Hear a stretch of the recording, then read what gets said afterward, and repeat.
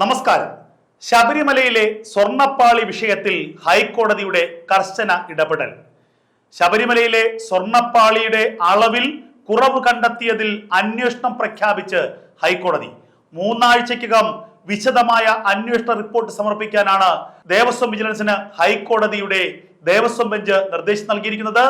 2019-ൽ അറ്റകുറ്റപ്പണികൾക്കായി സ്വർണ്ണപ്പാളികൾ ഇളക്കിക്കൊണ്ടുപോയപ്പോൾ 42 കിലോ ഉണ്ടായിരുന്നുവെന്ന് ഹൈക്കോടതി നിരീക്ഷിച്ചു. പിന്നീട് 1.5 മാസത്തിന് ശേഷം ഈ സ്വർണ്ണപ്പാളികൾ തിരികെ സന്നിധാനത്തേക്ക് കൊണ്ടുവന്നപ്പോൾ തൂക്കം പരിശോധിച്ചില്ല.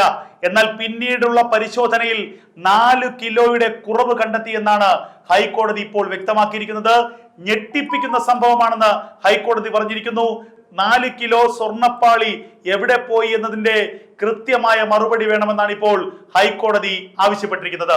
കേസന്വേഷണവുമായി ദേവസ്വം ബോർഡ് സഹകരിക്കണമെന്ന നിർദ്ദേശവും ഹൈക്കോടതി നൽകിയിരിക്കുന്നു. നമുക്കറിയാം, ആഴ്ചകൾക്ക് മുൻപാണ് ശബരിമല ശ്രീകോവിലിലെ ദ്വാരപാലകരുടെ സ്വർണ്ണ പാളി അറ്റകുറ്റപ്പണികൾക്കായി ചെന്നൈയിലേക്ക് കൊണ്ടുപോയത്.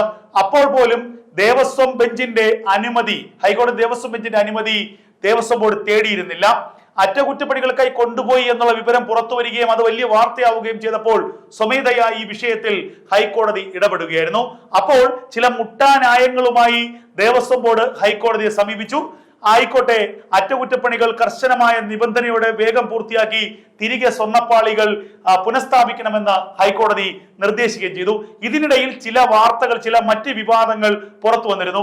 2019-ൽ തന്നെ ദ്വാരപാലകർക്ക് രണ്ടാമതൊരു പീഠം കൂടി ചെയ്തു നൽകിയെന്ന ഉണ്ണികൃഷ്ണൻ പോറ്റി, അതായത് ഈ സ്വർണ്ണ പീഠം അന്ന് സ്പോൺസർ ചെയ്ത ഉണ്ണികൃഷ്ണൻ പോറ്റി ചില മാധ്യമങ്ങളോട് വെളിപ്പെടുത്തി. എന്നാൽ 2009-ൽ നിർമ്മിച്ചു നൽകിയ ആ സ്വർണ്ണ പീഠം അത് കൃത്യമായ അളവിലുള്ള അല്ലെന്ന് ദേവസ്വം ബോർഡ് അറിയിച്ചു. എന്നാൽ ഒരു നേർച്ചയായി നൽകിയതായതുകൊണ്ട് തന്നെ ആ സ്വർണ്ണപീഠം താൻ തിരികെ വാങ്ങിയില്ല എന്നും ഉണ്ണികൃഷ്ണൻ പോറ്റി പറഞ്ഞു. ആ സ്വർണ്ണപീഠം കൃത്യമായി ദേവസ്വം ബോർഡിന്റെ സ്ട്രോങ് റൂമിൽ ഉണ്ടാകേണ്ടതാണ്. എന്നാൽ നിലവിൽ അത് സ്ട്രോങ് റൂമിൽ ഇല്ല എന്നുള്ള വിവരങ്ങളാണ് തനിക്ക് ലഭിക്കുന്നതെന്നും ഇതേക്കുറിച്ച് വിജിലൻസ് അന്വേഷണം നടത്തണമെന്നും ഉണ്ണികൃഷ്ണൻ പോറ്റി ആവശ്യപ്പെട്ടിരുന്നു. ഈ വിഷയവും ഹൈക്കോടതി ഇന്ന് പരിഗണിച്ചു.